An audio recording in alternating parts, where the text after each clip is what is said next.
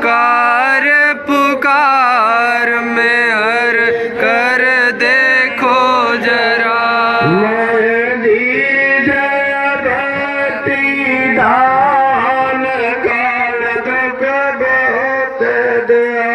मोहे दीजिए भक्ति दान काल दुख बहुत दिया। मेरे तड़प उठी माही दरस को तरसिया।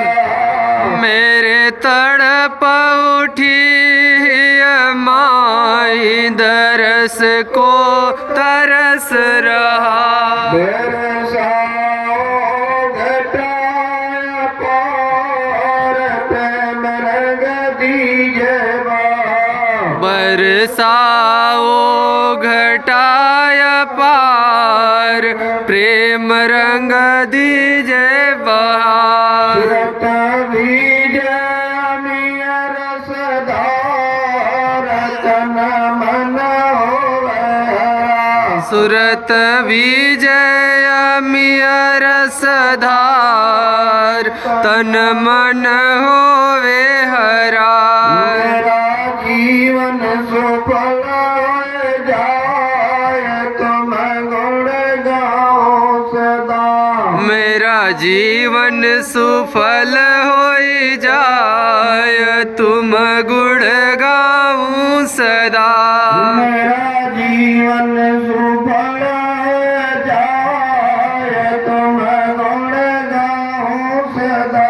मेरा जीवन सुफल हो जाए तुम गुण गाऊं सदा। मैं नीचा धमन धार तुम्हारे द्वारे पड़ा। मैं नीचय दमनाकार तुमरे द्वारे पड़ा। मेरी विनती सुनो धर प्यार घटो में गाओ दया। मेरी विनती सुनो दर प्यार घट उमगाओ दया। मेरी विनती सुनो धर प्यार घटो में गाओ दया। मेरी विनती सुनो दर प्यार घट उमगाओ दया। स्वामी जी पिता हमार जल्दी पार करे। स्वामी जी पिता हमार जल्दी पार करें। जय गुरुदेव स्वामी जी पिता हमार जल्दी पार करे। जय गुरुदेव स्वामी जी पिता हमार जल्दी पार करें। मेरे प्यारे गुरु दातार मंगता दरे करा। मेरे प्यारे गुरु दातार मंगता द्वारे खड़ा। मेरा पुकार पुकार मेरे कर देखो जरा। मैं रहा पुकार पुकार में हर कर देखो जरा। जय गुरुदेव। जय गुरुदेव। जय गुरुदेव नाम किनका। प्रभु का। प्रभु का पावन नाम। जय गुरुदेव। ये नाम नहीं निशान का। ये नाम है प्रभु का। ये काम नहीं निशान का। ये काम है प्रभु का। जय गुरुदेव। प्रेमी जनों, अब यहाँ से प्रस्थान करने का समय हो चुका है। जिम्मेदार भाई लोग आगे आगे चलेंगे। घंटा संग आगे आगे बजेगा, पीछे से आप सभी लोगों को चलना है। 2 लाइन बनाकर चलना है। तो आज है दिनांक 16 जनवरी 2023 और सुबह के 7:30 बज रहे हैं। परम पूज्य स्वामी जी महाराज के आदेशानुसार अब नेपाल और भारत की धरती पर ग्रामवासियों को निमंत्रण देने जाने के लिए हमारे सत्संगी प्रेमी भाई बहन निकल चुके हैं। जय गुरुदेव।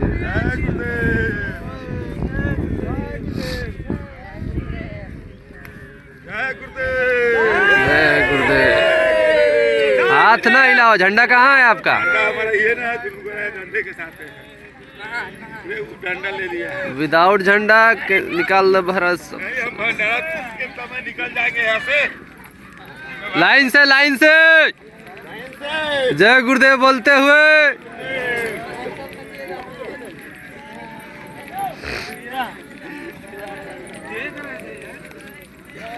तो आज ग्रामवासियों को निमंत्रण देने जाने के लिए निकल चुके हैं बाबा जी के सतयुग सिपाही। जय गुरुदेव। जय गुरुदेव। उनके साथ एक दो आदमी जाइए, अकेले मत जाइए।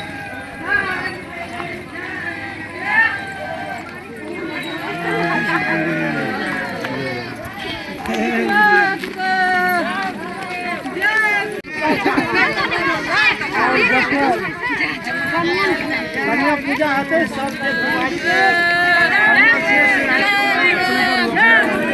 जय गुरुदेव। जय गुरुदेव। जय गुरुदेव। जय गुरुदेव। जय गुरुदेव। जय गुरुदेव।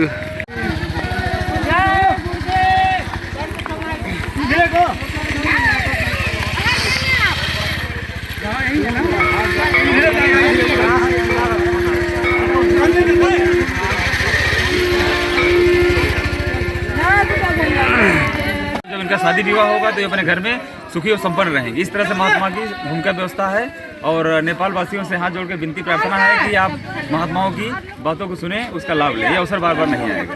जय गुरुदेव। उनको जरूर लेके आइए। उनके चरित्र की रक्षा सुरक्षा हिफाजत के लिए बाबा जय गुरुदेव जी महाराज ने अपने हाथ से बरकत देने वाले हैं। वो आगे चल के उनके सतीत्व की रक्षा करेगी। जय गुरुदेव। जय गुरुदेव। चलेगा। बाबा जय गुरुदेव जी महाराज ने सत्संग स्थल में आप लोगों के भंडारे का महाप्रसाद वहाँ तैयार कराए हुए हैं। आप लोग जरूर आइए। आपके घर में अगर कुंवारी करने आए हैं तो उनको जरूर लेके आइए। उनके चरित्र की रक्षा सुरक्षा हिफाजत के लिए अपने हाथों से बरकत देने वाले हैं। जय गुरुदेव। जय गुरुदेव। चल के उनके सतीत्व की रक्षा करेगी। जय गुरुदेव। जय गुरुदेव।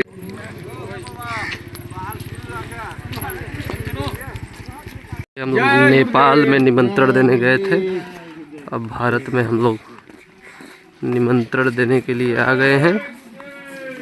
यहाँ के भी ग्रामवासियों को निमंत्रण देना है। जय गुरुदेव। जय गुरुदेव। पूरे परिवार के साथ आइएगा। जय गुरुदेव।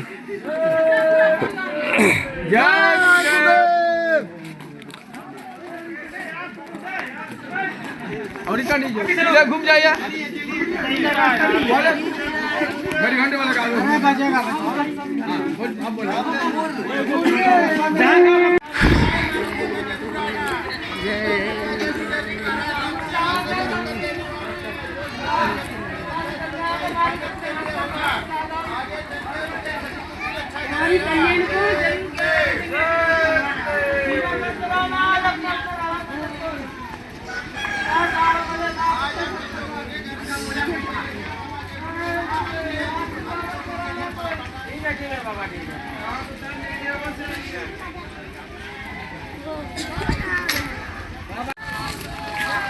घर घर गांव गांव संदेश देते हुए, निमंत्रण देते हुए हमारे गुरु भाई बहन अब भारत के घोर मोहना नामक स्थान में गांव में पहुंच चुके हैं निमंत्रण देने के लिए।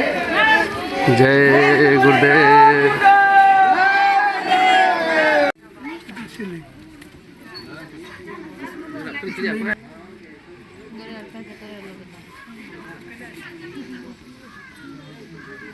Kena.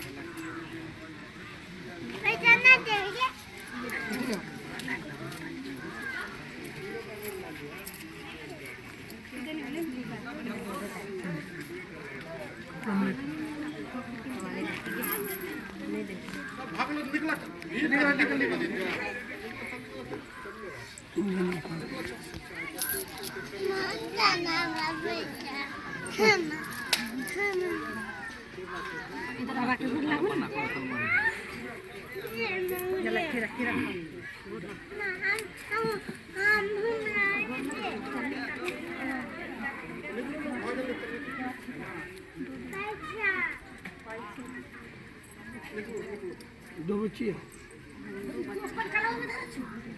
दो लड़कियां है, दो लड़कियां है।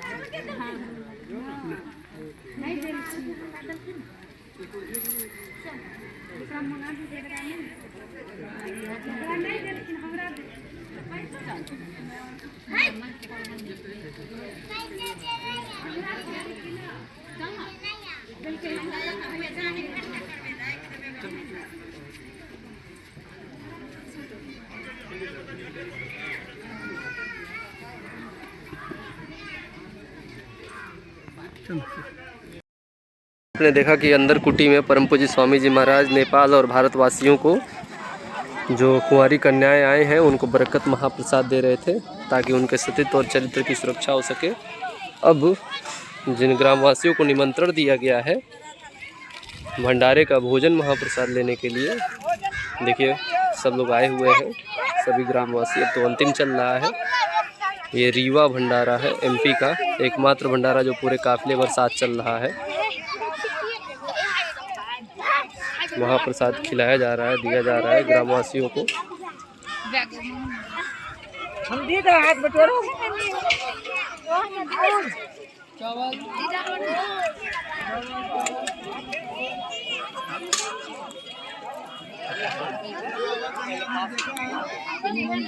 हम लोग आपको बुलाएं।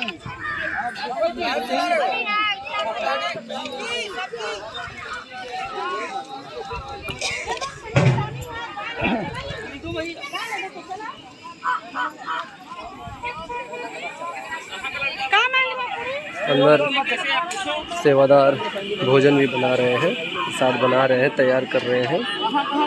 चंद सेवादार है पूरी व्यवस्था को बड़ी अच्छी तरीके से देखभाल कर रहे हैं। अरे जब नहीं मिलोगे तो करेंगे ना, तो कर ही रहे हम। और लोग देखो जो सत्संगी ने उनसे पूछो सत्संगी है कि नहीं है, एक दूसरे में पीछे चलवाइए। अरे भाई ये चालू कर, पंखे में तेज कर, हरा वाला में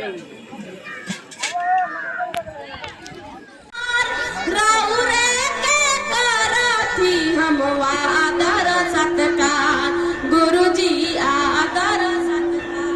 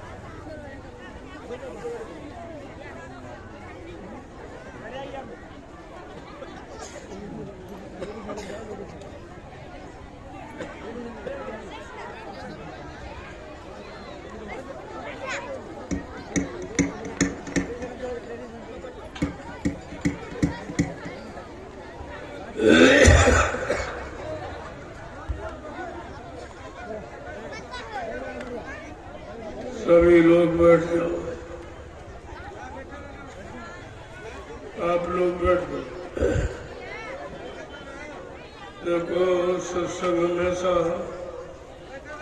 बैठ के आमने सामने रूबरू फेस टू फेस सुनना चाहिए, क्योंकि सत्संग वचनों का असर प्रभाव तब आपके सीधे मन बुद्धि चित्त पर पड़ेगा। जब वाणी का सीधा प्रसारण होता और धारा उधर से आती तब इसका मिलान होता। उस मिलान में अगर आप कुछ समझ गए तो उसका लाभ मिलेगा। ऐसे सुनने सुनाने का कोई लाभ नहीं। इसीलिए कहा सत्संग कोई कथा वार्ता नहीं है, ये कोई कानों का विषय नहीं है, ये मन का विषय। जब तक तुम्हारा मन इन वचनों को स्वीकार नहीं करेगा और कार्य रूप में परिणित नहीं करेगा तब तक इन वचनों का कोई लाभ नहीं मिलेगा। इसीलिए कितना दिन हो गया सुनते सुनाते कोई असर प्रभाव नहीं हुआ। क्यों? कान सुनते रहे, एक तरफ सुना एक तरफ आपने निकाल दिया। अगर तुम्हारे मन ने स्वीकार किया होता तो अब तक आप कहां के कहां पहुंच गए, कितनी तरक्की हासिल कर लिए होते, कितना आपको सुकून शांति में रख चुके होते। लेकिन यह तो सब विपरीत हो गया। आप सोचते थे धर्म आएगा लेकिन अधर्म बढ़ गया। सोचते थे पुण्य होगा, पुण्य कर रहे, पुण्य आएगा, पुण्य पाप बढ़ गया। करे भाई सत्य बोल रहे, सत्य कहा जा रहा, झूठ बढ़ गया। कहा नहीं रहम करो दया करो, रहम करो दया करो, ये मारकाट हिस्सा बन गई। ये सब उल्टा क्यों होता चला? क्या कभी आपने इस पर विचार किया है? क्या मानव बुद्धि से कभी आपने सोचा है कि ये तुम्हारे विपरीत सब क्यों होता चला जा? बीमारी, महामारी, लड़ाई झगड़ा, दैवी प्रकोप, दुर्घटनाएं, अकाल मौत, ये सब बढ़ती चली जाए और इसको रोकने का कोई उपाय किसी के पास नहीं। न कोई राजनीति में रोक सकता, न धर्म नीति। ये दोनों नीतियां आपकी फेल हो गई। फिर ये ग्रंथों का मतलब क्या? ये रामायण, गीता, बाइबल, कुरान और मतलब यानी गुरु ग्रंथ साहब, इन धार्मिक किताबों के लिखने का और सुनाने का, पढ़ने का, याद करने का मतलब क्या है? क्योंकि माहौल सब उल्टा हो गया और दिन पर दिन बिगड़ता जा रहा। अभी आपने बिगाड़ नहीं देखा जो आगे आने वाला। इसीलिए मैं बराबर 4 दिन से आपको आगाह कर रहा हूं कि आगे का समय बहुत खराब, जिसका कोई अंदाज नहीं लगा सकता, कोई ज्ञानी विज्ञानी बना नहीं सकता। ये किसी के बताने की बात नहीं है, ये संत महापुरुषों के अनुभव की बात है। वो तो सामने ऐसे ही देख रहे जैसे आप आंख से देखते, ऐसे अपनी आत्मा की दिव्य आंख से बराबर देखते रहते हैं। अब क्या होने वाला, अब क्या होने वाला, अब कैसा समय आएगा, अब कैसा, और उसी की आपको जानकारी देते रहते। लेकिन तुम ये समझते तो हमारे जैसे हाथ पैर नाक मुंह वाले हैं, तो इंसानी चोला तो रहेगा ही। जो इंसानों के लिए आया है, इंसानों को रहम और दया और सेवा का पाठ पढ़ाने के लिए, वो तो इंसानी शक्ल में रहेगा। लेकिन उसका काम देखिए आप किस तरह का काम से पहचान होती। ये 4 दिनों से लगातार आपको आगाह किया जा रहा, आपने सुना कि नहीं सुना, ये तो आपकी जिम्मेदारी है। लेकिन जो कल का समय आ रहा, वो तुमको ये सोचने के लिए मजबूर कर देगा। जो मैंने 4 दिन में आपको बताया, ये सब सोचने के लिए तुम मजबूर हो जाओगे। इतना खराब समय, मैंने उसी खराब समय से बचाने के लिए आपको कुछ साथ भी लेके आया, वो भी आपको बांट रहा हूं, दी रहा हूं, जबकि ये काम कोई नहीं कर। कितना भी तुम्हारा हमदर्दी हो, लेकिन ये काम नहीं कर सकता। किसी के पास आने वाली मुसीबतों से, बीमारियों से बचाने का इंतजाम किसी के पास, वो केवल संत महात्मा फकीरों के। वो जानते हैं, उन्हें मालूम है, हर पल घड़ी का हाल उनको मालूम। जैसे आप अपने विज्ञान से देख लेते हो, ऐसे संतों महात्मा फकीरों का विशिष्ट विज्ञान है, जो इस विज्ञान से बहुत परे। अगर उस विज्ञान को आप जान लोगे तो इसकी आवश्यकता नहीं पड़ेगी, ये तो अपने आप जान लोगे। इनके जानने में कोई खासियत नहीं है। लेकिन जब आप उधर जानते ही नहीं हो, तो इसी को आप सब कुछ मान बैठे, और यही इंसान की सबसे बड़ी भूल है।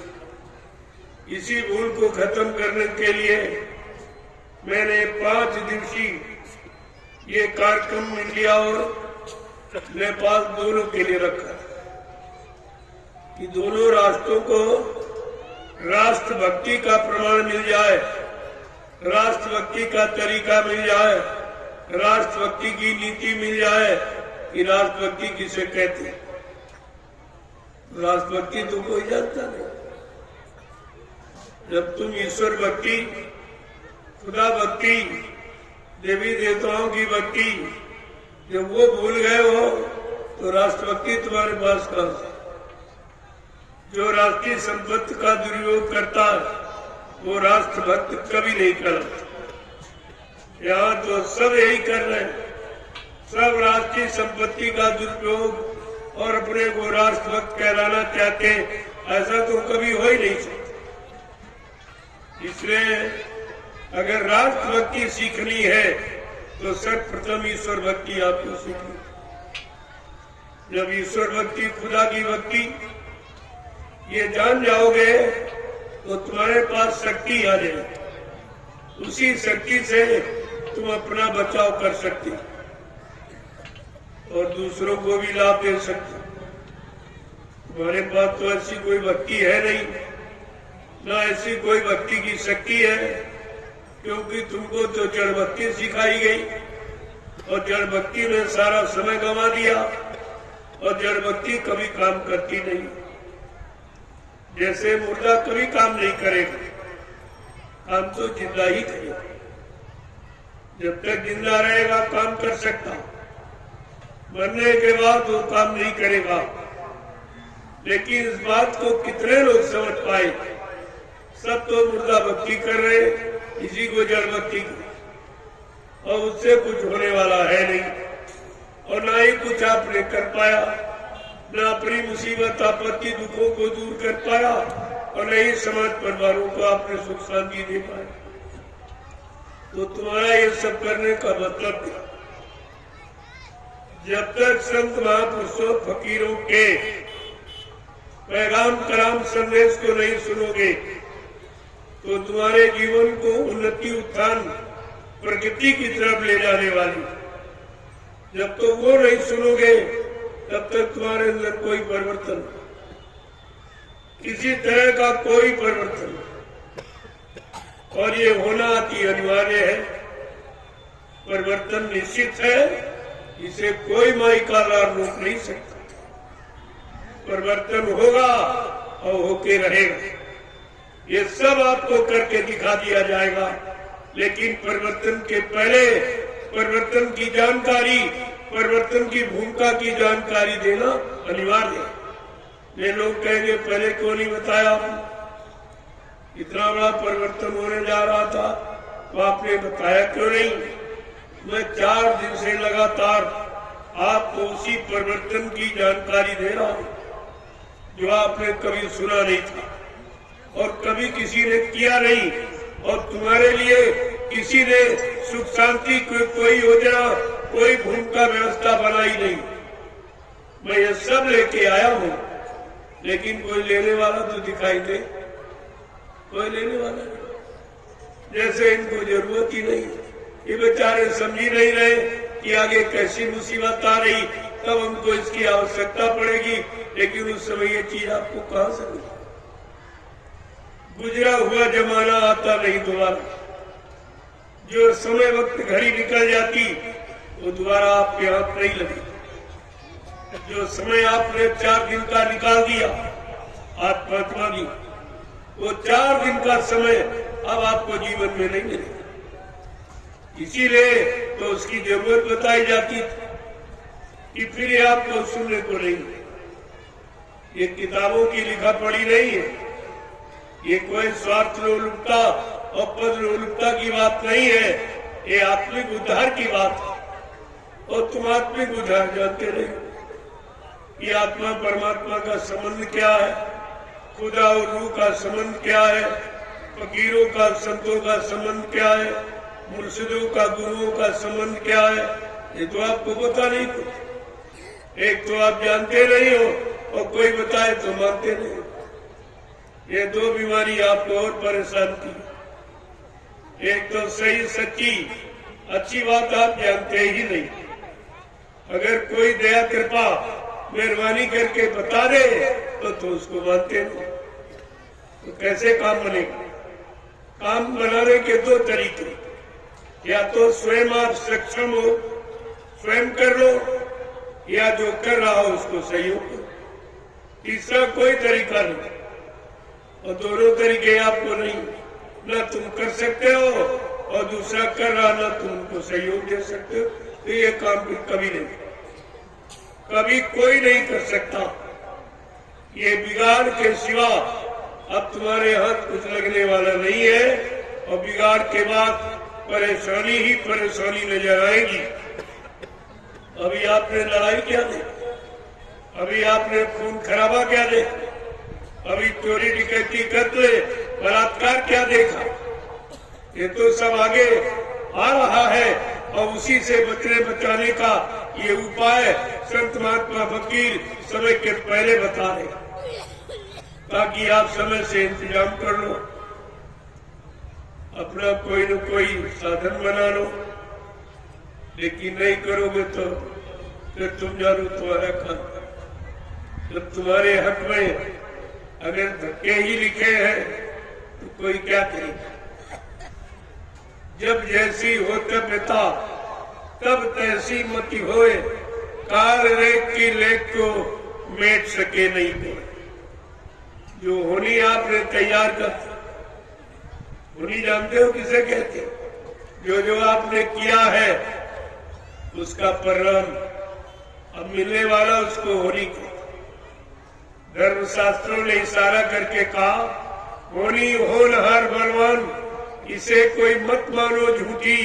गई मंथरा पास के कई, पिला दही बूटी।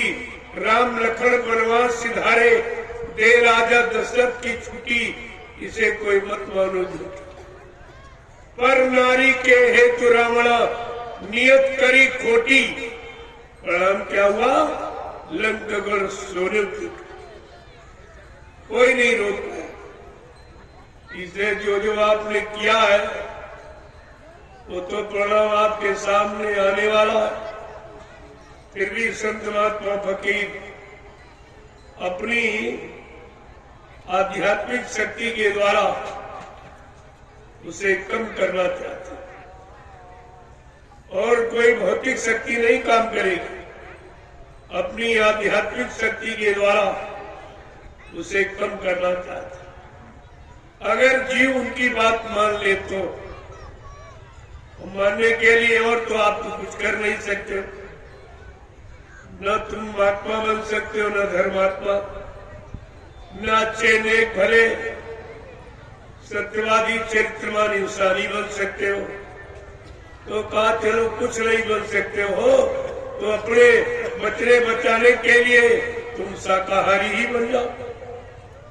इसी में तुम्हारा भला हो जाएगा, इसी में तुम्हारा बचाव कर दिया जाएगा, इसी से तुम्हारा कल्याण हो जाएगा।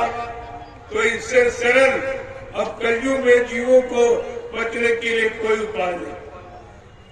अगर आप शाकाहारी भी नहीं हो पाए तो फिर तुम परिणाम अपना तुम जानो।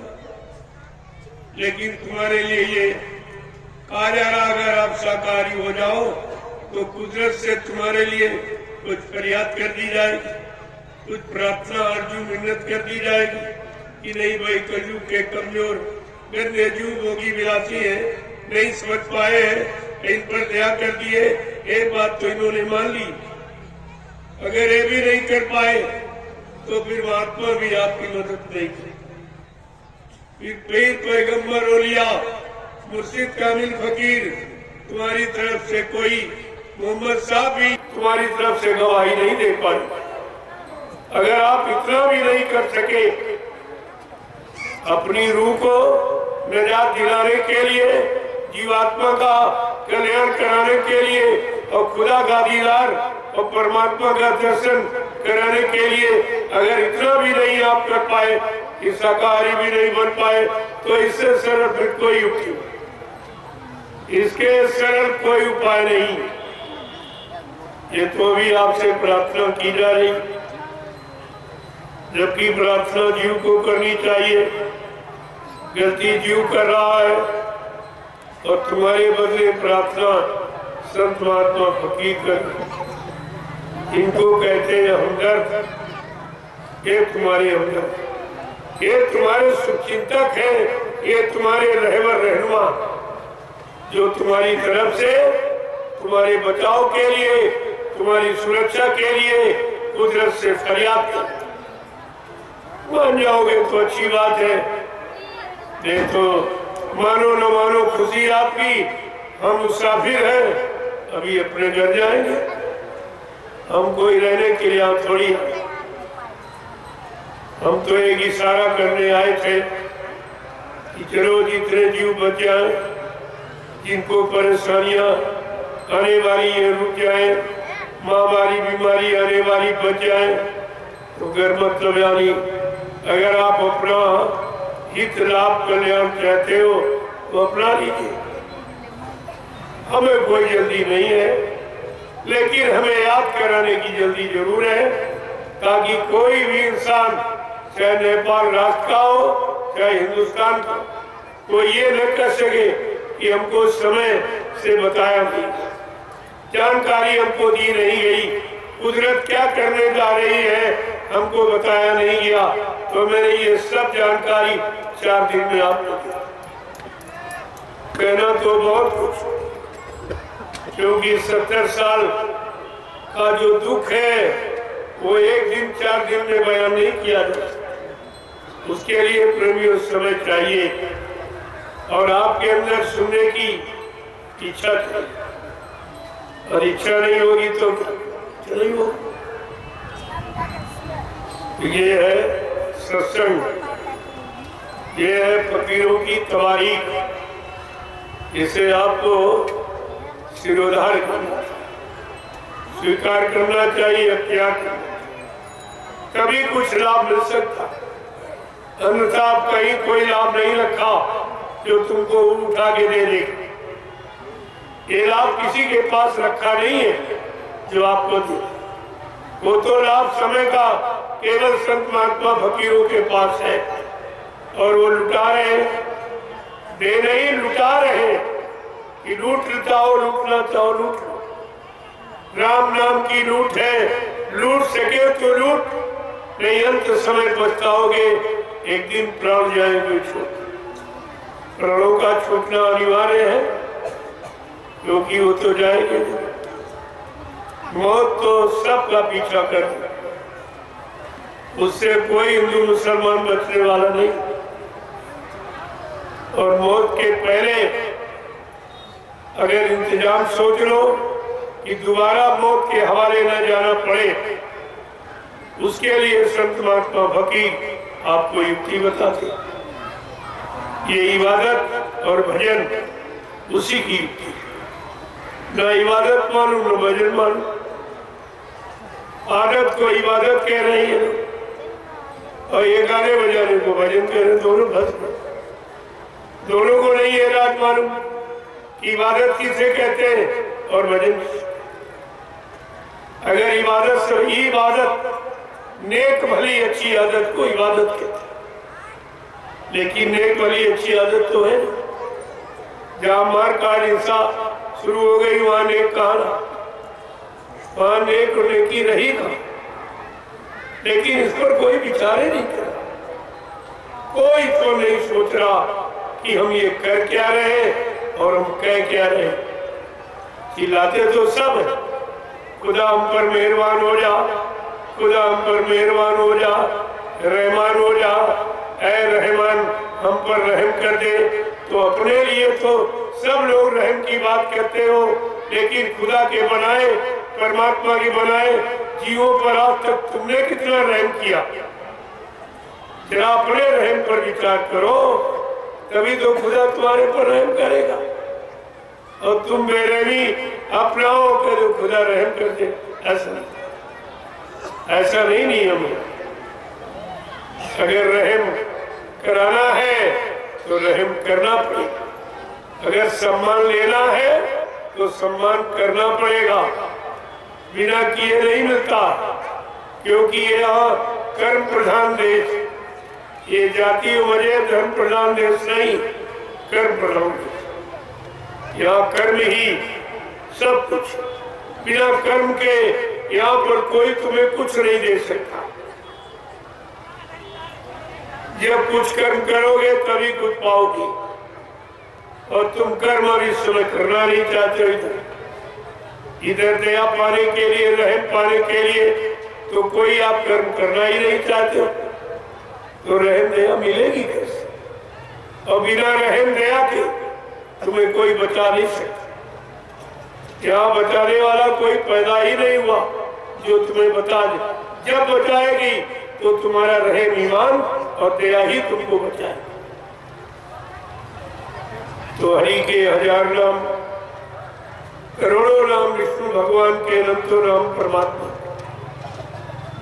इसमें कोई शक नहीं करना चाहिए। आप हजारों नाम, अनंतों नाम, करोड़ों नाम तो जानते नहीं।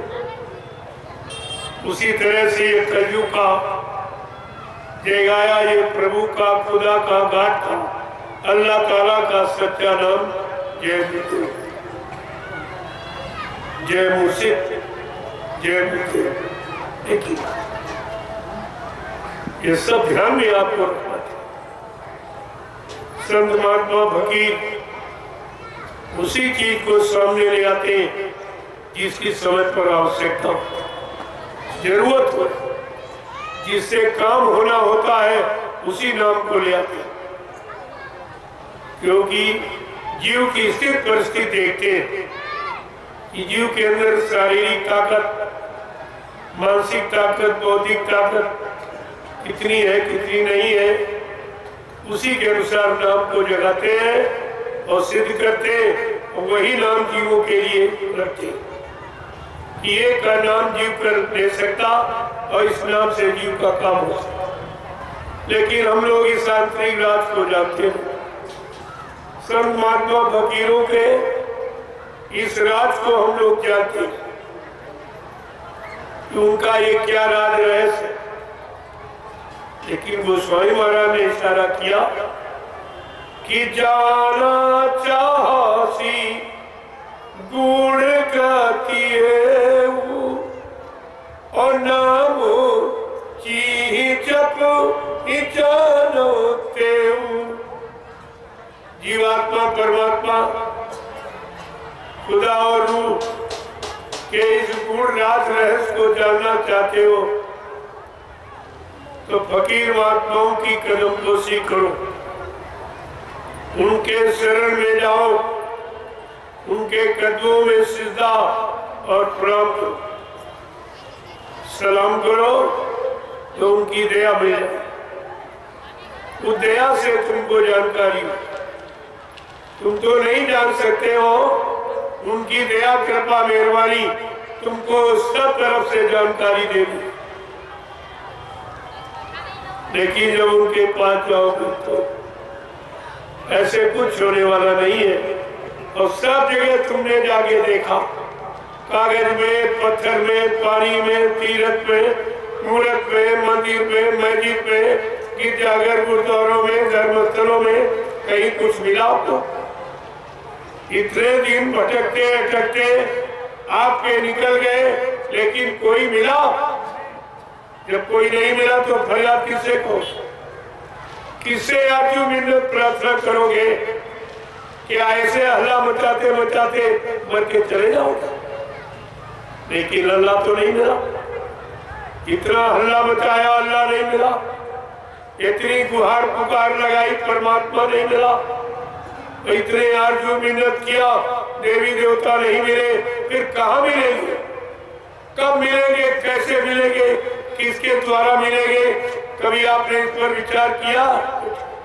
ऐसे बैठे न जानकारी किसी से लेते हो, न जानकारों की तलाश करते हो, न खोज करके उनसे अपनी बात पूछते हो, कुछ नहीं।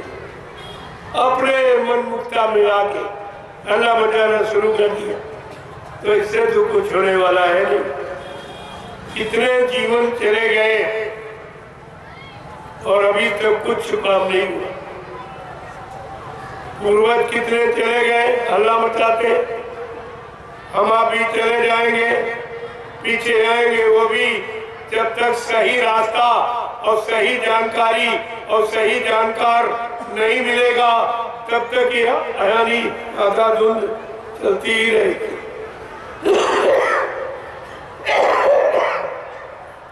ये आधा धुंध चलती ही रहेगी और मिला मिला किसी को गारे भाई पूछ तो लो लोगों से, तो तुम कितने दिन से मंदिर में पूजा कर रहे हो, जिसकी पूजा कर रहे हो वो मिला? तो कहते हमारा मिला नहीं। तुमने पूजा कैसी? तो तुम्हारी पूजा ही झूठी है या तो नाम झूठा है, तुम बुला रहे हो वो बोलता नहीं है, सही नाम आपको नहीं मालूम है। ऐसे किसी का नाम मालूम ना हो और तुम बुलाने लगो, पास में खड़े वो नहीं बोलेगा तो सोचता किसी और को बुला रहा होगा। जब तक संत महात्मा फकीरों से नाम रहे संतों आधीना, ये नाम संतों के अधीन है कि संत कौन सा नाम जगाएंगे, कौन सा नाम सिद्ध करेंगे, खुदा का, परमात्मा का, भगवान का, और जिसके द्वारा जीवों का भला होगा। लेकिन तुमने तो कभी पूछा नहीं उससे, न तुमने कभी जानकारी ली, और बगैर जानकारी लिए आपको बताया जा रहा, वो आपकी बात समझ में नहीं आई, वो बात हमारी आपके समझ में नहीं आई।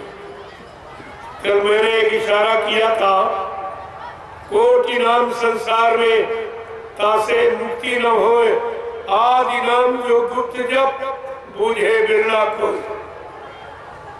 ये बात कितने लोगों की समझ में आई? तो आदिकाल से जो नाम चला आ रहा है उसी नाम को सभी लोग,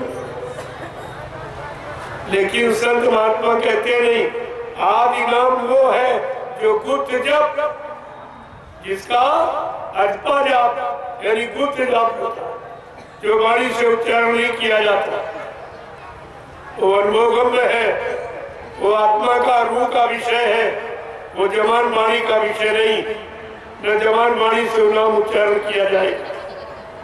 जैसे पत्नी पति का नाम नहीं लेती, जानती है लेकिन लेती नहीं, इसी तरह आत्मा अपने प्रीतम का नाम कभी उच्चारण नहीं करती। इस बात का हमेशा ध्यान में रखना चाहिए। लेकिन ये रात कितने लोगों को मालूम? कुछ नहीं मालूम। सब चिल्ला रहे सीताराम राधे श्याम, सीताराम राधे श्याम। क्या तुमसे सीताराम छोटे हैं? राधे श्याम छोटे हैं, बच्चे जो नाम है, लेकिन तुमको उनका नाम ही नहीं मालूम कि असली नाम क्या। ये सीताराम उनका नाम नहीं है, ये तो ऋषि मुनियों ने जगाया था। जब ऋषि मुनियों को राक्षसों ने तंग किया, परेशान किया, जब यज्ञ हवन करते थे तो हड्डी और मांस का टुकड़ा फेंक देते। जब वो परेशान हो गए, उन्होंने प्रार्थना की। उस समय विश्वामित्र जी समय के गुरु थे, उनसे प्रार्थना की ये सब कैसे। उन्होंने ध्यान लगाया, साधना पर बैठे और ध्यान लगा के देखा, अरे शक्ति तो आ गई, काम करने वाली शक्ति आ गई, दुष्टों के राक्षसों का विनाश करने वाली। तो फट से उठे और साधना से और राजा दशरथ के यहाँ गए और दोनों बच्चों को मांग के लिया। राजा दशरथ को भी वही नहीं मालूम, उनको भी नहीं मालूम मेरा बेटा भगवान है, मेरा बेटा ईश्वरी शक्ति है, मेरा बेटा राक्षसों का विनाश करने वाला, यानी मतलब ऐसी शक्ति लेकर के आया। ये किसी को नहीं मालूम, अयोध्या में किसी को मालूम नहीं, लेकिन गुरु को मालूम। ये गुरु को मालूम होता है कि काम करने वाली शक्तियां कौन और कहां पैदा हो गई, किन घरानों में, किन माँ बाप से, उन्हें सब मालूम। इस राम जिले में ये तो पहले का इतिहास था कि राम लक्ष्मण को किसी ने नहीं पहचाना, वो विश्वामित्र के अंदर पहचान की ले आए, मां अपने आश्रम पर रखा और सारी नीतियां, राजनीति, धर्म नीति, न्याय नीति, सत्य नीति, प्रेम नीति, ये सब सिखाई। सारी नीतियों का भंडार अपने चेले राम को। जब नीतियां सिखा दी तब सोचा कि सब कुछ तो पढ़ा दिया इनको, अब जरा इनकी परीक्षा लेके देखे कि हमारी पढ़ाई का इन पर कितना असर है, कितना हमारा ज्ञान इन्होंने हासिल किया। तो उसके लिए कहाँ ले गए? जनकपुरी में। विश्वामित्र जी जनकपुरी में ले गए, जहाँ राजा जनक ने अपनी बेटी का स्वयंवर डाला था। तो बड़े बड़े, जितने बड़े बड़े धनवान, बलवान, बुद्धिमान, सबको आमंत्रित किया। जब सब इकट्ठे हो गए तो राजा जनक ने अपना फरमान जारी किया कि मैंने आप लोगों को क्यों निमंत्रित किया कि मैं अपनी बेटी का विवाह करना चाहता और बेटी के विवाह का आधार है अजिगो धनुष, जो ऋषि दधीच की हड्डियों से बना। जो इस धनुष को तोड़ देगा बस उसी के साथ मेरी बेटी का ब्याह करेगा। केवल इतनी बात है, लेकिन इसमें एक तीर से कितने निशाने, मैंने ये देख लिया। और उसी समय में सभा में विश्वामित्र जी अपने चेलों को लेकर, लेकिन गुरु चेले को कोई पहचान नहीं पाया। सबके बीच में बैठे लेकिन पहचान कोई, यानी गुरु चेले की पहचान किसी को नहीं होती। उस समय वो राजा रावण विद्वान, वो भी नहीं पहचान पाया। ब्रह्मांड बाणासुर, वो भी नहीं पहचान पाया। बाल ब्रह्मचारी परशुराम जी पूरी रात चेला से झगड़े करते रहे, वो भी नहीं पहचान पाए। और जब राजा जनक ने अपना फरमान सुनाया कि एक एक योद्धा अपने शक्ति का परीक्षण करे, मैं शक्ति परीक्षण करूंगा, एक एक उठे और अपने अपने शक्ति का परीक्षण करे, तो सब उठने लगे। सबके अंदर एक लालच भरा था। वो लालच क्या था कि राजा जनक के बेटी थी, बेटा नहीं था। तो लोगों ने सोचा कि बेटी भी मिलेगी और राजपाट धन दौलत ये सब मिलेगा, तो जिसके बेटा नहीं। इस लालच में सब दौड़ पड़ी था। एक एक करके सबने अपनी शक्ति का परिचय दिया, लेकिन लिखा है तिल भर भूमि न सके उचकाई, तिल मात्र भी धनुष को खिसका नहीं पाया। उठाना तोड़ना तो बहुत बड़ी बात। जब ये सब हार गए तो इनको क्रोध आ गया कि छोटा सा धनुष नहीं उठा, लोग हमारा नाम धनवान बलवान बुद्धिमानों में गिनते हैं, तो इनको क्रोध आ गया। जब मनों में क्रोध आता है तो बुद्धि का विवेक अंग शून्य हो जाता। ये क्रोध सब जला देता, विवेक और बुद्धि का ज्ञान सब जला के राख कर देता। इतना खराब है क्रोध। अब उस क्रोध में ये सब भूल गए, तो इन्होंने बैठ के एक मीटिंग की कि चलो हजारों योद्धा उठो और जबरदस्ती उठाओ, धनुष को तोड़ के फेंक। अब ये भूल गए कि अगर धनुष हजारों लोगों से मिलके टूट जाएगा तो सीता का बंटवारा कैसे? तब तो झगड़ा शुरू हो जाएगा। वो कहेगा हमने तोड़ा, हमारे साथ शादी हो, वो कहेगा हमने तोड़ा, हमारे साथ शादी। ऐसा तो इन्हीं में झगड़ा हो जाता। बजाय वहां शादी के वहां तो खून खराबा हो जाता। लेकिन प्रेमियों, जहां पर समय का गुरु बैठा होता वहां ऐसा जघन्य प्राप्त नहीं होने देता। समय के गुरु विश्वामित्र उसी सभा में बैठे थे, लेकिन पहचाना किसी ने नहीं उनको। न रावण ने, न बलवान बाणासुर ने, न मतलब यानी बाल ब्रह्मचारी परशुराम जी, वो भी रात भर झगड़ा करते रहे।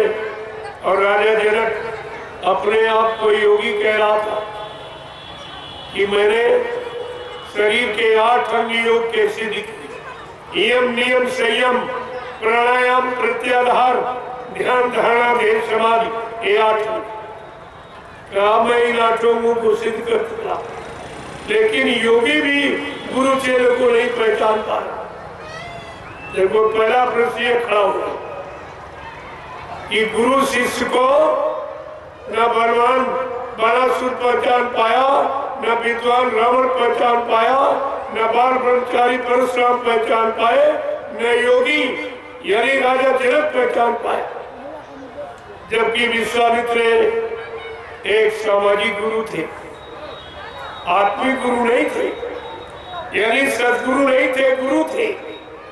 जब गुरु को इतने लोगों ने नहीं पहचान पाया, तो प्रेमियों आज बाबा देव गुरुदेव जी महाराज जो समय के सदगुरु, इनको कौन पहचानेगा? ये भोगी विलासी, ये स्वार्थी लोभी लालची, ये चरित्रहीन मानो क्या समय के सदगुरु बाबा देव गुरुदेव जी महाराज को पहचानेगा? ये आपको विचार करना चाहिए। ये जानकारी एक मिली कि गुरु और चेले की पहचान किसी को कोई नहीं पहचान। प्रेमियों, अब जब हजारों योद्धा उठे, वो भी तोड़ने के लिए चले। गोस्वामी महाराज लिखते रामचरितमानस में, सहस भूप सब एक ही मारा और उठे उठावे तेरे नटारा। हजारों योद्धा उठे, वो भी धनुष को खिसका नहीं पाए। जब सब हार गए तब बेचारे कहते कर चले सब जन्म प्रणाम। दंडवत प्रणाम करके धनुष को चले, सब हारी मान गए। अब दूसरा प्रश्न है कि गुरु कब बोलता है, कब चेले को आदेश देता। गुरु कब बोलता है? जब सब हार गए, किसी से काम नहीं हुआ।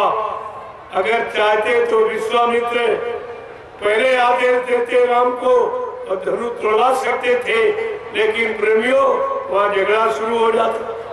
कहते क्या इनका चेला बहादुर है कि हम ये काम नहीं कर सकते। इसलिए गुरु सबको मौका दिया, सबको मौका दिया। और सब जब हार गए, अब वो सोचने लगे कि जब सब हार गए, अब मेरी बात सब सुनेंगी, अब सब मानेंगे। तो विश्वामित्र ने क्या सोचा कि विश्वामित्र सब शुभ जानी और बोले आती इसने मृदुबानी। ब्रह्माज्ञानी विश्वामित्र ने अपनी शुभ घड़ी मुहूर्त जान करके अति मीठे स्वर में बोली। क्या बोले कि उठव राम भंजव शिव चापू और मेटवता जनक पर तापू। अपने चेले राम को आदेश दिया कि उठो, राजा जनक जिस दुख से जल रहा, इसके दुख को दूर करो। ये नहीं कहा धनु तोड़ो शादी करो। राजा जनक जिस दुख से जल रहा है, इसके दुख को दूर। गुरु का आदेश हमेशा दूर दूर करने के लिए। लोभ लालच, मान सम्मान, राज पाट, धन दौलत पाने के लिए नहीं। देखो कितनी शिक्षा आपको मिली, एक तीर से कितने निशाने हो रहे। गुरु की पहचान, चेले की पहचान, गुरु कब बोलता, कब चेले को आदेश देता, ये सब। अब जब चेले राम को आदेश दिया तो राम शंका में आ गए। शंका स्वाभाविक थी उनकी, क्योंकि सामने देखा बड़े बड़े योद्धा उठे, धनुष को नहीं उठा पाए। और 1000 योद्धा मिलके उठे, वो भी नहीं उठा पाए धनुष।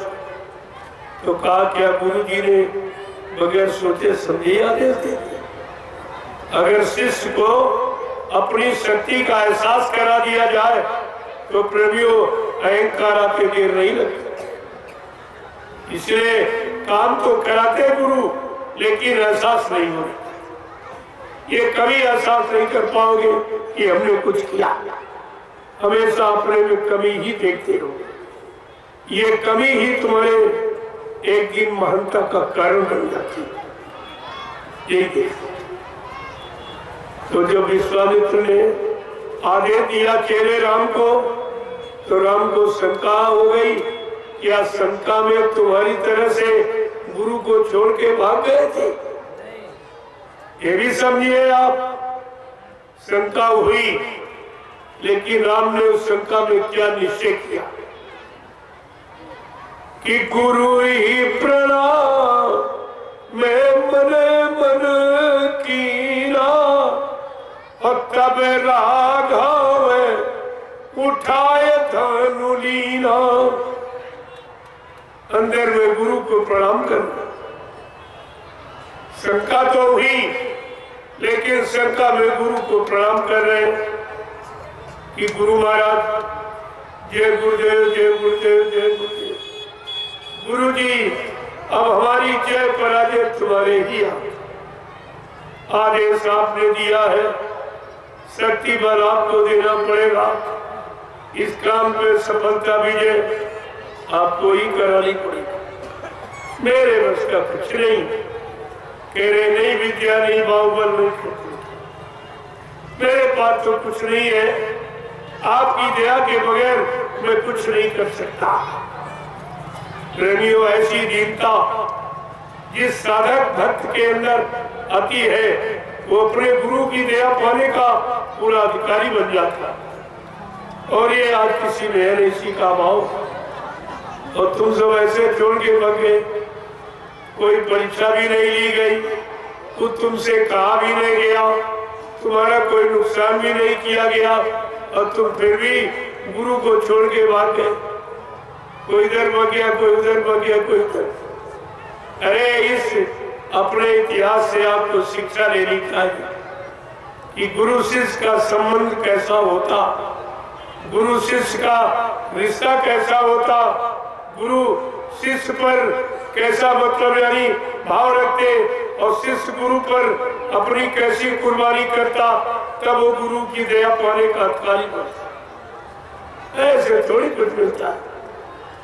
और तुम सब ऐसे ही चाहते थे, मिला मिला कुछ नहीं, जो था वो भी चला सब छोड़ के भागे, कोई नहीं था। 45 करोड़ चेला मथुरा में बने, मथुरा में लगा था मेला, और मेला में ये बन गए सब चेला।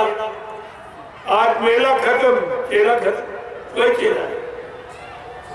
ये मेला में चेला बने थे, इसलिए मेला खत्म हुआ तो चेला नहीं था, कोई नहीं दिखा। ऐसे गुरु भक्तों पर क्या भरोसा किया जाए, कहाँ छोड़ दे, कहाँ हट जाए, कहाँ से बच जाए। इसलिए गुरु सब तरफ की परीक्षा लेके ऐसे नहीं पक्का करते, क्योंकि आगे सतयुग आ रहा। सतयुग की व्यवस्था ऐसे लोभी लालचियों चोरों पर थोड़ी सौंप दी जाएगी कि जिनकी कोई क्वालिटी नहीं। 4 प्रकार के भक्त माने गए, आरत, अर्थार्थी, जिज्ञासु और ज्ञानी, और इनकी तो कोई क्वालिटी नहीं। इन भगोड़ों की कोई क्वालिटी, सब छोड़ के भाग गए, गुरु को छोड़ के सब भाग गए। अब बताइए सतयुग का सेहरा किसके सिर पे बांध दिया? या तो सब भगोड़े निकले, सब स्वार्थी लोभी लालची निकले, कोई गुरु का भक्त नहीं निकला। आपने गुरु नानक देव जी महाराज का इतिहास पढ़ा होगा, सिखों के प्रथम गुरु थे। जब गुरु नानक देव जी महाराज के 4400 शिष्य हो गए, तब उनको चिंता हो गई कि मेरे शिष्यों की संख्या तो बढ़ती जा रही, लेकिन इसमें मेरा सच्चा आशिक कौन, जो मेरे सिवा न किसी को जानता, न मानता, न पहचानता, न किसी की सुनता। ऐसा एक भरोसा, एक बल, एक आत्मविश्वास, ऐसा कौन? तो अपने सच्चे भक्त की परीक्षा के लिए गुरु नानक देव जी महाराज ने तैयारी की और संगत से कहा, कल समूची संगत आएगी, मैं एक आवश्यक संदेश दूंगा। और रात भर में उन्होंने तैयारी कर ली, एक झोपड़ी बनवाई, झोपड़ी में एक तरबूज का फल रखा, एक तलवार रखी, और एक प्रेमी को बैठा दिया, एक बकरे को बंद किया, एक बाल्टी लाल रंग पानी भरवा के रखा। जब सवेरे संगत आई, तब गुरु नानक देव जी महाराज ने कहा कि सब लोग लाइन से खड़े हो। जब सारी संगत लाइन से खड़ी हो गई, तब गुरु नानक देव जी महाराज ने कहा, हमको सर चाहिए, सर। जैसे आवाज लगी तो सबसे आगे प्रेमी खड़ा था, बड़ा खुश हुआ कि अगर मेरा सर गुरु के काम आ जाए तो मेरा जीवन सार्थक हो जाए। गुरबाणी कहती है, शीश दिए गुरु मिले तो भी सस्ता जान। अगर सच्चा परमार्थी गुरु आत्मा को जगाने वाला, परमात्मा से मिलाने वाला, पाप कर्मों में माफी दिलाने वाला ऐसा समर्थ सतगुरु अगर मिल जाए, और उसके मिलने में अगर ये सिर चला जाए, तो ये सस्ता सौदा, ये सस्ता सौदा।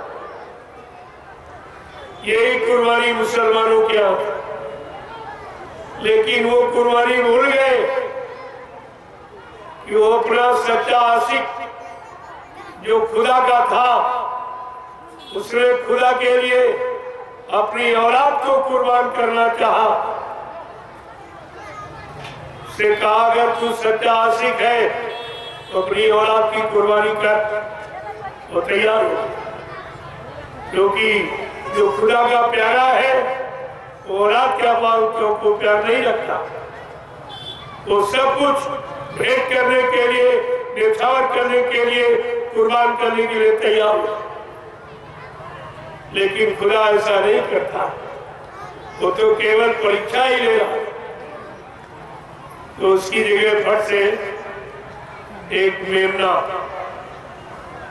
भेड़ का बच्चा सामने आ गया। नहीं, इन जीव में भी तेरी रूह है, काटने मारने का अधिकार नहीं। बस वहीं से इन लोगों ने एक बना लिया कि ये मेमना, ये हमारी कुर्बानी में बाधक हुआ, लिहाजा तब से ये मेमना नहीं तो बकरा, बकरा नहीं तो मुर्गा, मुर्गा नहीं तो अंडा, और नहीं तो मछली, सब पर बात को नहीं समझा। उसने औलाद की कुर्बानी, अगर तुम सच्चे खुदा के आशिक हो तो औलाद की कुर्बानी करके दिखाओ, मान ली जाए तुम्हारी कुर्बानी। ये हिंसा, हत्या कभी कुर्बानी नहीं होती। ये कुर्बानी का अर्थ ही नहीं जानते। कुर्बानी का मतलब क्या? जो स्वेच्छा से कुर्बान हो जाता है, स्वेच्छा से अपने आप को आप समर्पित कर देता, कंप्लीट सरेंडर, उसको कुर्बानी कहते। बगैर फकीरों के जरिए आप कुछ समझ नहीं सकते हो, मनमानी करके अपना नुकसान कर सकते। तो प्रेमियों, वो प्रेमी हंसते हंसते झोपड़ी के अंदर चला गया। जो वहां प्रेमी पहले से बैठाला गया था, उसने तलवार उठाई और तरबूज पर मारी तो खच की आवाज, बकरे का कान में था तो ब्याह की आवाज। एक लोटा लाल रंग पानी फैला दिया और बाहर निकल के पानी आया तो संगत ने देखा, अरे इसका तो काम हो गया। ऐसे प्रेमियों 1 2 3 4 5 अंदर गए, लेकिन छठे का नंबर आया तो गुरु नानक देव जी महाराज ने फिर कहा, हमको सर चाहिए सर, तो भद्रमती, एकदम भद्रमती कोई दिखाई नहीं। आज भी आपने पढ़ा होगा पंच प्यारे, 4400 शिष्यों में गुरु नानक देव जी महाराज के 5 प्यारे निकले, लेकिन बाबा जी के 45 करोड़ चेलों में एक भी गुरु का प्यारा नहीं निकला। एक भी गुरु का प्यारा नहीं निकला। सब स्वार्थी लोभी लाठी, कोई जमीन का प्यारा, कोई पैसे का, कोई आश्रम का, कोई मंदिर का, कोई मान सम्मान का, कोई पदों का प्यारा निकला, लेकिन गुरु का प्यारा एक भी नहीं। तुमने तो सारे गुरुओं पर पानी फेर दिया। सारे गुरुओं, संतों, सदगुरुओं के मुंह पर तुमने काली पोती। तुम्हारा कोई अपराध क्षमा करने योग्य नहीं, तुम कहां मुंह दिखाओगे? आगे आने वाले भविष्य में लोग पूछेंगे, बाबा जय गुरुदेव जी महाराज के 45 करोड़ चेला थे, लेकिन कोई नहीं निकला जो गुरु की गद्दी संभालता, गुरु का पद संभालता। गद्दी संभालने वाला निकला तो 2.5-3 बरस का वो ड्राइवर, वो भी शराबी। न गुरु का शिष्य, न सत्संगी, न शाकाहारी, न नामदारी, न संस्था का मेंबर, न एक पैसे का भी सेवा, न एक डेलिया पर मिट्टी उठाई बोतला, वो सब कुछ बन गया तो क्या करते? जिसने कुछ नहीं किया वो सब कुछ हो गया, और तुमने सब कुछ किया तो कुछ नहीं। यही तुम्हारी पहचान है। आगे आने वाले भविष्य में आप इस भारत की जनता, नेपाल की जनता को क्या जवाब दो? सब पूछेंगे, इतने चेला बाबा जी के 1 करोड़ टाट बोरा पहनने वाले तपस्वी, तपस्या करने वाले, उनमें भी कोई काबिल नहीं निकला। काबिल निकला तो शराबी निकला। ये टाट बोरा पहनने वालों, तुम्हें तो शर्म आनी चाहिए। जितने साल तुमने टाट बोरा पहना, उतने साल तो उसकी उम्र नहीं जिसको गति में बैठा था। तुम्हें यह भी नहीं मालूम गुरु की गति पर कौन बैठता है। गुरु का समकक्षी, गुरु के समान आत्मज्ञानी, आत्मा को जगाने वाला, परमात्मा से मिलाने वाला और जीवों को पाप कर्मों से माफी दिलाने वाला, वो गुरु की गति का अधिकारी होता। आज भी गुरु नानक देव जी महाराज की गति खाली पड़ी। सिखों ने किसी इंसान को बैठने नहीं दिया, कहा नहीं ये गति आत्मज्ञानी गुरु की, इंसान की नहीं। और तुमने वो भी अधिकार खत्म किया, एक शराबी को बैठा दिया। ये कितना भारी अपराध हो गया। ये गुरु का कितना बड़ा अपमान और गति का अपमान और सारे गुरुओं का और संतों सदगुरुओं का अपमान। क्या इस अपराध को क्षमा किया जा सकता? आपको इस पर विचार करना चाहिए। ये छोटा मोटा अपराध है और ये सब झोला पकड़े घूम रहे, एक नहीं सब, इनको कुछ नहीं मालूम ये सब क्या कर रहे थे। ये तुम कर क्या कर रहे हो? जिसने तुम्हारे गुरु का घोर अपमान किया और गति का अपमान किया और गुरु की गति और संतों की गति और सदगुरु की गति का पूरा अपमान किया, ऐसे का जोड़ा पड़ेगा। आगे आने वाला समय तुम्हें माफ करेगा, न तुमको करेगा न उसको करेगा। इसलिए मैं अभी इशारे में कह रहा हूं, जानता तो बहुत कुछ लेकिन उसकी भी जरूरत नहीं समझ रहा हूं। जरूरत समझूंगा तो खोल के रखूंगा सब, तब तुम इन पर थूकोगे नहीं। तुम्हारा थूक भी इनके लिए महंगा हो जाएगा। इनके कार्य कारनामों को सुन के तुम्हारा हृदय दहल जाएगा और ऐसे ऐसे प्रेमी जिनका हार्ट अटैक हो जाएगा अपने गुरु का अपमान नहीं सह सकते। इसलिए प्रेमियों कहना तो बहुत कुछ, लेकिन अभी उसकी जरूरत नहीं समझ रहा हूं। जितनी जरूरत समझ रहा हूं उतना तो मैं आपके सामने रख ही रहा हूं। तो धीरे धीरे धीरे आप देखते जाइए, जिन्होंने जो जो किया है वो करने का फल सब सामने आ गया, सब सामने आ जाएगा। चिंता मत कीजिए। मैं तो अभी उनसे भी प्रार्थना करता हूं, अभी आपको भी सुधरने का मौका, माफी मांगने का मौका अपने गुनाहों की तुम्हें भी दिया जा रहा। अगर नहीं चेते जागे तो फिर तुम जानो तुम्हारा काम है। लेकिन कोई ये नहीं कह सकता कि हमको किसी ने इशारा ही नहीं किया। मैं सब बोल के ये समय जो खराब हो रहा है ये तो है ही, और जो अच्छा करने आए और इतने लोग जुड़े वो कितने अच्छे बन पाए, ये भी लोग पूछेंगे। इतने करोड़ बाबा जी के चेहरे, इसमें कौन अच्छे बन पाए, कौन गुरु के भक्त बन पाए, कौन गुरु महिमा को समझ पाए, कौन गुरु के वचनों को जान मान पहचान पाए। ये सब आपके लिए प्रश्न ही खड़े हो जाएंगे। आगे आने वाले समय में आप भारत की जनता, नेपाल की जनता को के प्रश्न हल नहीं कर पाओगे। इतने ये प्रश्न तुम्हारे सामने लाके खड़े कर दिए, क्योंकि तुमने बाबा जी के वचनों का प्रचार किया, नेपाल में भी और इधर भारत में, दोनों जगह। तो वचन जो उनको मालूम है सब आपसे खोल के पूछेंगे, तुमने बाबा जी के बारे में ये बताया, ये कहा, ये तो सब कुछ नहीं हुआ। क्या तुम्हारे गुरु झूठे, क्या तुम ही झूठे? उस समय आप जवाब क्या थे?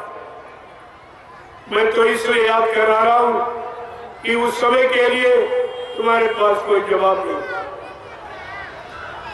तो ये आज सत्संग का आखिरी दिन है। मैं तो आपका दर्शन करने आ गया कि चलो चलते चलाते दर्शन आपका कर ले, क्योंकि आज हमें मुजफ्फरपुर के लिए निकलना। कल वहाँ कार्यक्रम है, इसलिए आज निकल जाऊंगा तो कल समय से कार्यक्रम में पहुंच। इसके बाद आपका गोपालगंज में, अभी बिहार में ही है, जो 2 महीने का बिहार का दौरा है पूरे बिहार में, ये बराबर गोपालगंज से पूरा हो जाएगा। इसके बाद उत्तर प्रदेश में प्रवेश करूंगा। 26 जनवरी का कार्यक्रम देवरिया में, 23 जनवरी को शोभा यात्रा है और 28 जनवरी तक 5 दिवसीय राष्ट्र के हित में संदेश, राष्ट्र के हित में संदेश दूंगा। जो आज राष्ट्र को, देश को जरूरत आवश्यकता है, वो तो मैं वही प्रसारित करूंगा।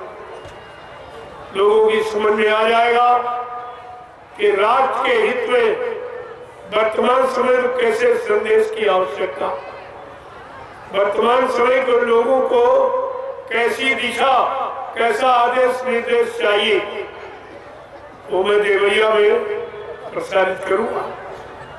तो अभी 5 दिवसीय कार्यक्रम जो लोग सुनेंगे समझ में आ जाएगा। ये 2 महीने का ये तूफानी दौर जो 3 प्रांतों का था, उत्तर प्रदेश, झारखंड और बिहार, और आपका ये नेपाल, ये 4 जगह था, ये पूरा हो जाएगा।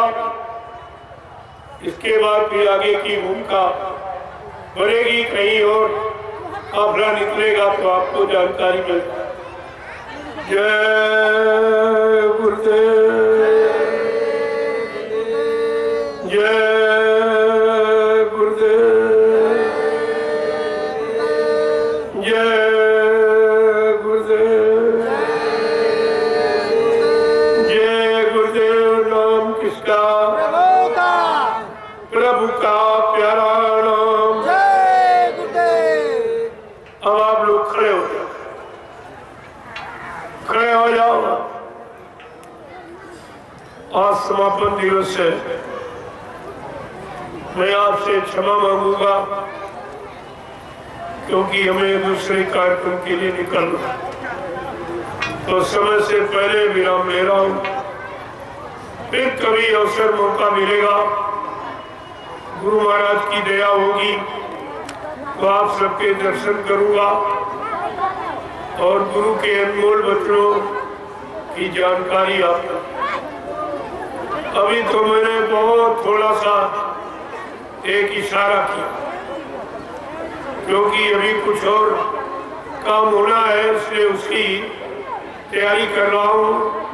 जब उसकी तैयारी हो जाएगी तो आपको बता दूंगा कि अब क्या होना है, क्या होना चाहिए, किससे बचाव होगा, कैसे सुरक्षा होगी, कैसे रक्षा होगी, ये सब जानकारी आपको समय से मिल जाएगी। जय गुरुदेव। आज मैं इस मकर संक्रांति के पावन पर्व और जो 5 दिवसीय आपको आध्यात्मिक, सामाजिक, पारिवारिक, लौकिक, पारलौकिक दोनों तरफ का संदेश आपको दिया हूँ। इसमें कोई भूल चूक, त्रुटि, गलती हो गई हो तो आप लोग छोटा समझकर हमें क्षमा करते रहेंगे। अवसर मौका मिलता रहेगा, आप सबके दर्शन करता रहूंगा। गुरु के अनमोल वचनों को आप सबके कान तक पहुंचाता। मेरा और कोई तीसरा काम नहीं। इसके सिवा कुछ। और आप देखते जाइए, ये सब तुम्हारे सामने नजरअंदाज हो, सब दिखाई देगा। आज तो आपको लग रहा होगा बड़ा आश्चर्य कि क्या कह रहे हैं क्या, लेकिन हम वही कह रहे हैं जो आगे आने वाले, जिसको आप नहीं देख रहे, नहीं जान पा रहे, मैं उसी को बता। लेकिन जब आ जाएगा तब तुम्हारी समझ में सब आ जाएगा।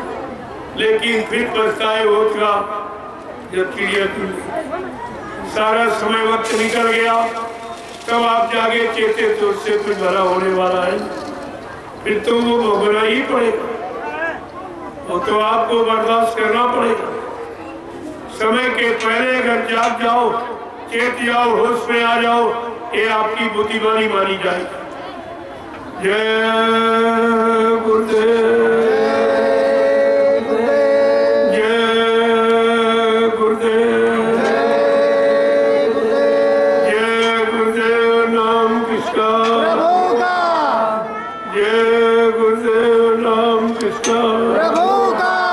प्रभु का प्यारा नाम, जोर से बोलो, सब मिल बोलो, बोलना होगा, अभी से बोलो, दुख दर्द हरेंगे, सब कष्ट मिटेंगे, सुख शांति मिलेंगे।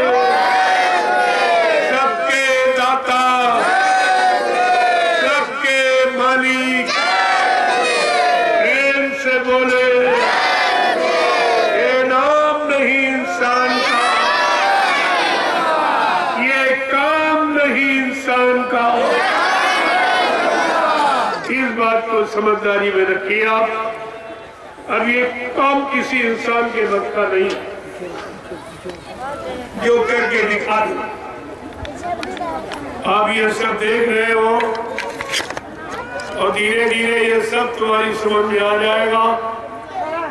अब ये सबका पर्दाफाश होना, कोई बचेगा नहीं इसमें, छोटे से छोटा और बड़े से बड़ा, क्योंकि सबने भारत माँ को लूटा। और इसके लिए संत महात्मा फकीरों ने पहले आगाह किया, जिसने भारत माँ सताई, जिसने इसकी करी लुटाई, नेता मंत्री और अधिकारी, इनको जान बचाना होगा भारी। एक दिन ये चोर सब मैदान भागेंगे, अपने अपने घरों में छिपेंगे, लेकिन वो सम्राट मालिक क्या करेगा, ढूंढ ढूंढ कर बदला लेगा, सब हिसाब चुकता कर देगा। तब इनको अपनी खोटी करनी समझ में आए। अभी तो हंस रहे हैं, इनको नहीं मालूम जो हंसा वो फंसा, वो निकल नहीं पाएगा। संत महात्मा फकीरों की वचनवाणी को सुनकर जो हंसता वो फंसता जरूर है, और ऐसा फंसेगा जो कभी निकल नहीं पाएगा। तुमने जो अन्न खाया है, धन खाया है, ये तुम्हें देना पड़ेगा। तुम्हें मालूम नहीं है वो लेने वाला कितना महान है। कहा देता है तो छप्पर फाड़ देता है, लेकिन जब लेता है तो चमड़ी उधेड़ लेता है। इस बात का हमेशा ख्याल रखना चाहिए। देने वाला इतना नादान नहीं है, इतना ज्ञान नहीं जितना तुम समझते हो। वो देता देकर लेना भी जानता, इसलिए दिया है, उसको संभाल के रखो, सही तरीके से उसका सदुपयोग करो, अच्छे कामों में, अच्छे खान पान में, तो तुम्हारा भला हो जाएगा। अगर गंदे खान पान और गंदे तरीके से खर्च करोगे तो भारी नुकसान होगा। ये आप गांठ बांध लीजिए। जय गुरुदेव। अब आप लोगों का चलते चलाते हम दर्शन करना चाहते हैं। हर व्यक्ति का दर्शन करें और सबको फिर से प्रणाम करें और आपको ये चलते चलाते महाप्रसाद तुम्हारी सुरक्षा का तुमको दे। अगर शाकाहारी रहकर आप इसका प्रयोग करोगे तो ये तुम्हारी पूरी मदद करेगा। हर तरफ ये जय गुरुदेव नाम भी सबकी मदद, चाहे हिंदू मुसलमान कोई हो, नाम काम करता है। नाम कोई जात पात हिंदी उर्दू अंग्रेजी भाषा का नहीं होता, वो काम करने वाला नाम होता है। इसलिए ये जय गुरुदेव नाम प्रभु परमात्मा खुदा और गाड का और जो समय से यानी जगाया सिद्ध किया गया है संपूर्ण सारी जात के को लाभ देने के लिए, वो सबका लाभ करे। भाव को भाव अनखान सहू नाम जपत मंगल तीर्थ सु, जो लिखा थोड़ी गलत हो, लेकिन तुम उसका सही अर्थ न लगा पाओ, अर्थ का अनर्थ कर डालो, और इसी से आपका नुकसान हो जाता। जय गुरुदेव। अब आपके लिए लाइन में खड़े हो जाओ। आप ये प्रसाद जरूर ले लो। ये राजी दाना राम दाना मत समझना, इसमें दुआ और दया भरी हुई है। अगर शाकाहारी रहने का संकल्प ले लोगे तो ये पूरा काम करेगा। इसकी आप परीक्षा करके देख लो तब मान लेना। हम ऐसी कोई बात नहीं करते जो इधर उधर वाली। करोगे जरूर लाभ मिलेगा और नहीं करोगे तो कुछ नहीं मिलेगा। इस बात का ध्यान रखिए। तो आप लोग ले लीजिए। जय गुरुदेव। आगे वो समय आ रहा, इस प्रसाद के लिए तुम 400 किलोमीटर दौड़ोगे, ये फिर मिल नहीं पाएगा। जो आज में जबरदस्ती और आपको स्वयं चल के ये बात दे रहा हूं और बदले में कोई इच्छा नहीं, इसके बदले कोई लेने की इच्छा नहीं है, ये ऐसा काम नहीं है। ये संतों का फकीरों का दरबार है, लेने वाला दरबार नहीं, देने वाला सब कुछ देगा, लेकिन लेना तो सीखो आप। दीनता, नम्रता, शीलता, सौम्यता, चरित्रता, निर्मलता, पवित्रता में ही कोई चीज हासिल होती है, इसके बड़े नहीं मिलते। जब ये सब आपके अंदर आ जाएगा, ये सब चीज तुम्हारे यानी अंदर समर्पित कर दी जाएगी। आपको देने के लिए तो ये बनाया ही गया वापस, ये कोई रखने के लिए थोड़ी है। लेकिन आप जब न रह पाओ, न संभाल के रख पाओ, तो उसके लिए फिर कोई कर। जय गुरुदेव। वो झंडा गड़ा है, ये सत्यता का प्रतीक है। झंडे तो हिंदुस्तान में सबके पास है, लेकिन ये काम झंडे से कोई नहीं करा सकता।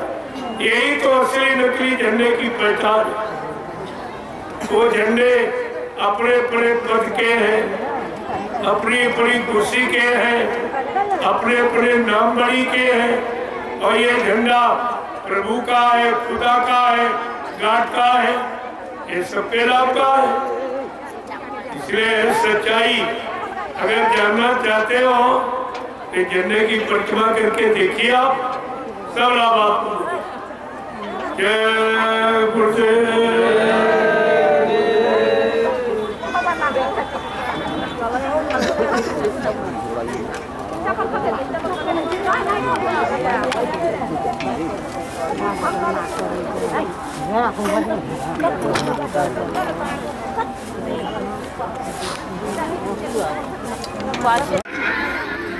इसके बदले कोई लेने की इच्छा नहीं है, ये ऐसा काम नहीं है। ये संतों का फकीरों का दरबार है, लेने वाला दरबार नहीं, देने वाला सब कुछ देंगे, लेकिन लेना तो सीखो। दीनता, नम्रता, शीलता, सौम्यता, चरित्रता, निर्मलता, पवित्रता में ही कोई चीज हासिल होती है, इसके पहले नहीं मिलती। जब ये सब आपके अंदर आ जाएगा, ये सब चीज तुम्हारे यानी अंदर समर्पित कर दी जाएगी आपको देने के लिए। तो अभी सत्संग देने के पश्चात परम पूज्य स्वामी जी महाराज नेपाल की धरती से अपने अगले पड़ाव रुपवारा बिसुंदतपुर मुजफ्फरपुर ज़िला के लिए निकल चुके हैं। आज तारीख है 16 तारीख और अभी शाम के प्रहर में ही स्वामी जी महाराज निकल चुके हैं। नेपाल की धरती से विदा ले रहे हैं।